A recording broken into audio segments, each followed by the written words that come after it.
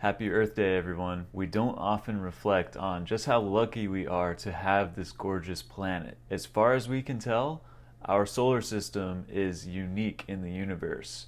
And as far as we can see, we're the only life to inhabit the universe. I think that there's more out there, but as far as we can tell now, this is it. Earth Day is connected to the green movement that started in 1970 in effort to preserve the only planet that we have. I believe that humans' true nature is to be stewards of the Earth, to be the planetary gardeners of spaceship Earth. So today we're going to be talking about the history of Earth Day and how it's celebrated now, and later in the video we're going to be talking about the heart chakra and various forms of self-care related to that chakra. The roots of Earth Day actually begin at the moon.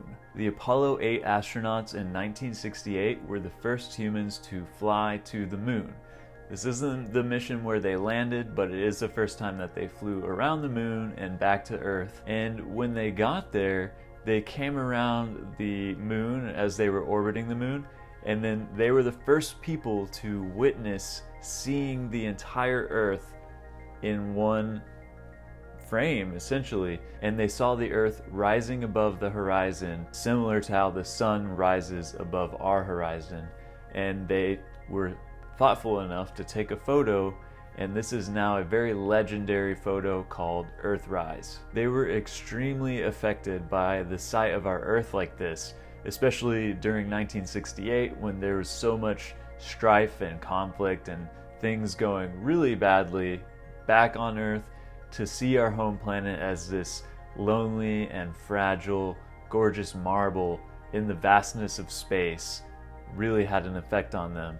And there is something about not just seeing the beauty of the Earth, but seeing it relative to the infinite expanse of black and void, and just seeing that we have this beautiful marble right here in the middle of a desert. The Earth was the only thing in the entire universe. Of all this inky black void, the Earth was there with a beautiful blue hue to it. The blue marble, that's what it looked like, a blue marble, a blue agate.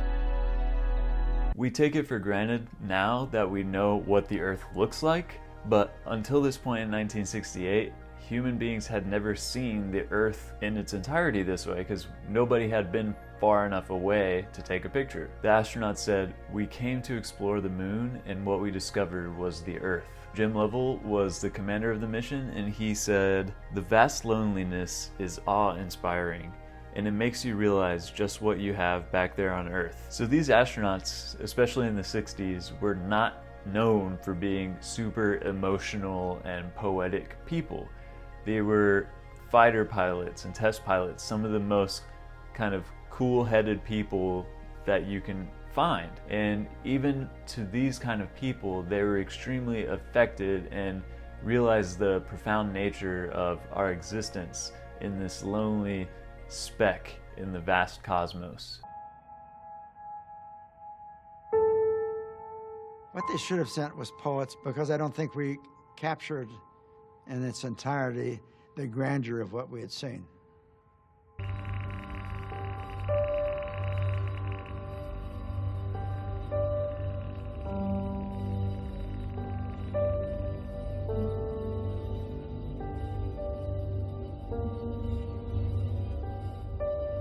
And I think that just shows you how powerful this must be, this experience of seeing the Earth like this. I actually met Jim Lovell one time whenever I was a tour guide at NASA, and he was a really nice guy. He's also the guy that was the pilot during Apollo 13, the mission that almost went really badly, where they said, "Houston, we have a problem."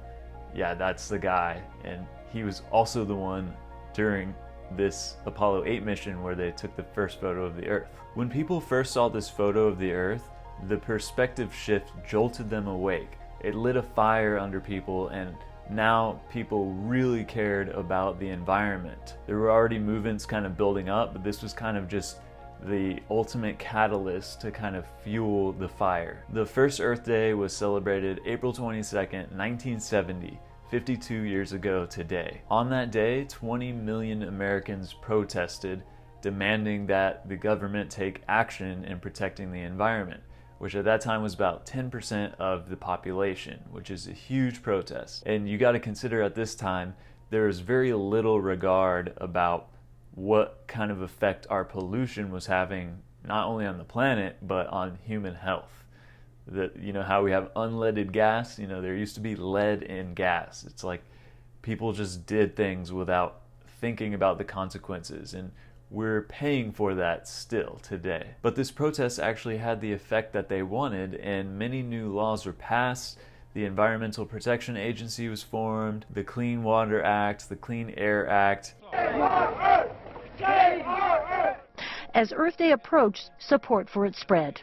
On April 22nd, 1 in every 10 Americans took part in rallies, concerts, educational programs, and cleanup projects. It was to raise a set of issues, to tie them all together into one fabric, so that the people who were fighting against pesticides and the people who were fighting to stop freeways cutting through their neighborhoods, or fighting against air pollution, or fighting to preserve a wetland, would realize that they had common values. The public outcry on that first Earth Day led to political action.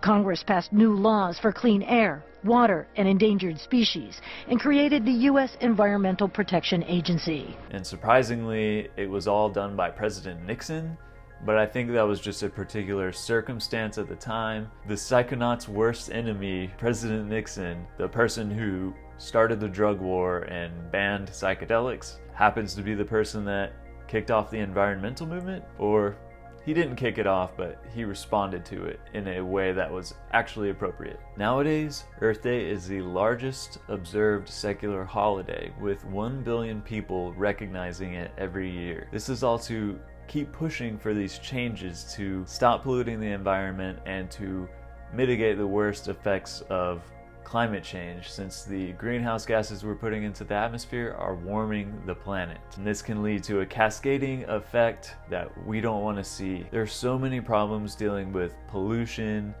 microplastics, global warming, climate disasters. There's so much to tackle. I have experienced the effects of climate change personally, so this issue has always been very close to my heart. Back in 2008, a hurricane came through in Houston that destroyed my home, and I was homeless for like 6 weeks. And then in 2017, Hurricane Harvey came, and it just parked over Houston and just dumped rain on us for 5 days straight, and it broke the record for rainfall in the United States. It was something like 50 inches of rain. When Hurricane Harvey hit, I was stranded where I was staying at the time, expecting the storm to pass in 1 or 2 days, and I was stuck there for almost a week. And luckily I had food and water, but some people were not so lucky. I remember driving back home after the water had subsided a little bit, and it was just like a scene from the apocalypse. Just total carnage. I remember seeing boats of people lined up. There's a group of people from Louisiana called the Cajun Navy. It's a bunch of like good-willed rednecks that have trucks and boats, and they all kind of teamed up to help in rescue operations for the people who got stuck when the floods happened.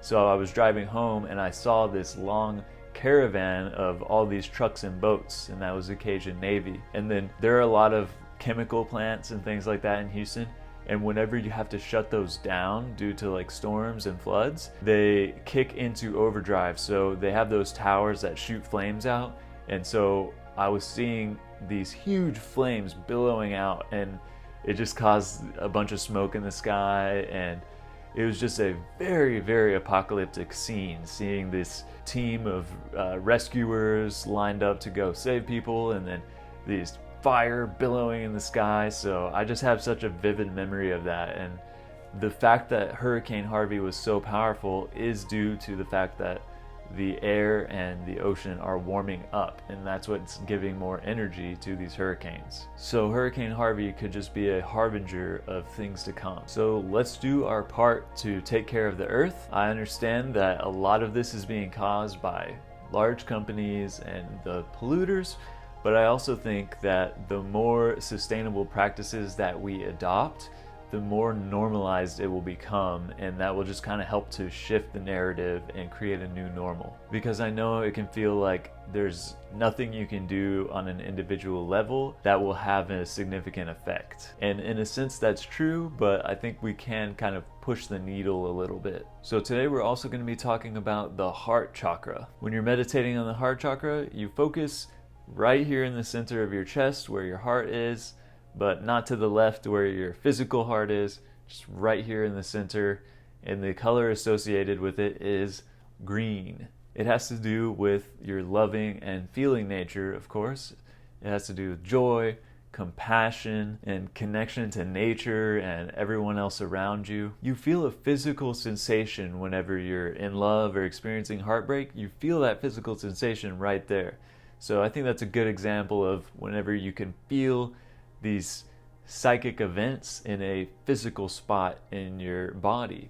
And I think this has something to do with the chakras. Ideally, when our heart is open, we can direct this love, firstly, back to ourselves. I know that's hard to do sometimes, but we gotta try. So the first 3 chakras in Timothy Leary's idea of the chakras, he calls them circuits of biology. The first 3 are the ones that are supposedly earthbound. They have to do with the physical plane. The heart chakra is the place where the physical and the transcendental or ethereal planes meet and interact. It's like the border town between the earth and the transcendental universe. It's here where the kundalini energy arises from your solar plexus chakra, and it is purified and intensified and supercharged with love. I actually felt this during my kundalini awakening experience.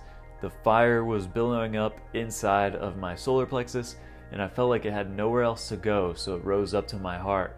And I felt like in the heart is where it was being supercharged, and then it kept going and going and going. But I feel like when it hit the heart is whenever things really started to take off into a cosmic level. I've also had visions on psychedelics and during meditations where I see these neon green lights and symbols and things, and I've posted these stories on videos on my YouTube channel, and I've heard some people comment that this green that I'm seeing has to do with the heart chakra. So that'd be very interesting if particular visions that you see have colors that are telling you something about the chakras. I don't have any more detail, it's all just kind of speculation, but an interesting speculation. When I want to balance my heart chakra, I always go to sound meditation. And there's this really good guy called Temple Sounds, and he does these Tibetan singing bowls, and he not only plays the bowls and helps you meditate on that chakra center, but he also says things in the guided meditation that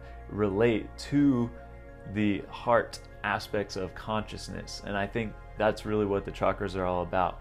There's this one thing that he said in the video where during the meditation he's saying, bring love to the mind and intelligence to the heart, and create a connection there. And I think that's a really, really powerful idea.